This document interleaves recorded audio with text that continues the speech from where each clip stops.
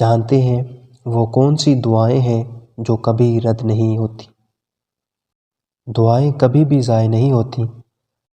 اگر آپ جائز چیز مانگ رہے ہیں اور اللہ تعالیٰ پر بھروسہ کر کے اسی سے مانگ رہے ہیں اور پھر بھی آپ کی دعا کو شرف قبولیت نہیں مل رہا، رو کر گڑ گڑا کر بھی دعائیں مانگ کر دیکھیں مگر پھر بھی اللہ تعالیٰ نے کن نہیں فرمایا، تو اے مخلوق الوہاب، آپ نے مایوس نہیں ہونا بلکہ اس پر توکل کرنا ہے کہ بے شک اللہ ہم سے زیادہ جانتا ہے۔ وہ جانتا ہے کہ کون سی چیز کس وقت ہمارے لیے بہتر ہوگی، تو وہ آپ کو وہ وقت آنے پر اس چیز سے نواز دے گا۔ آپ کی تمام دعائیں ضرور اپنے صحیح وقت پر قبول ہوں گی۔ اور دوسری طرف اگر وہ دعائیں دنیا میں نہ بھی قبول ہوئیں تو بھی اللہ سے آپ نے بدگمان نہیں ہونا۔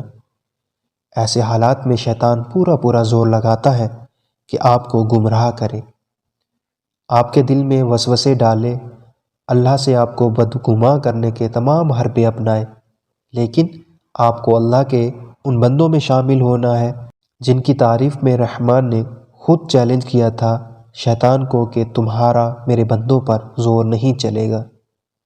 کتنا مان ہے نا ہمارے خالق کائنات کو اپنے ان ناچیز بندوں پر۔ رسول اللہ صلی اللہ علیہ وسلم نے فرمایا، جب قیامت کے دن ایسے لوگوں کو ثواب دیا جائے گا جن کی دنیا میں آزمائش ہوئی تھی تو اہل عافیت خواہش کریں گے کاش دنیا میں ان کی کھالیں کینچیوں سے کتری جاتی۔ چاہے آپ کی دعائیں قبول نہ بھی ہوں مگر ان کو مانگنے اور ان پر صبر کرنے کا اجر آپ کو ضرور ملے گا، اور ایسے جہاں میں ملے گا جہاں ایک ایک نیکی کو انسان ترس رہا ہوگا۔ ایک نیکی، صرف ایک نیکی جسے آج ہم کچھ نہیں سمجھتے الا ماشاء اللہ، وہاں اس ایک نیکی کی اہمیت انسان کے لیے دنیا و معافیت سے زیادہ ہوگی۔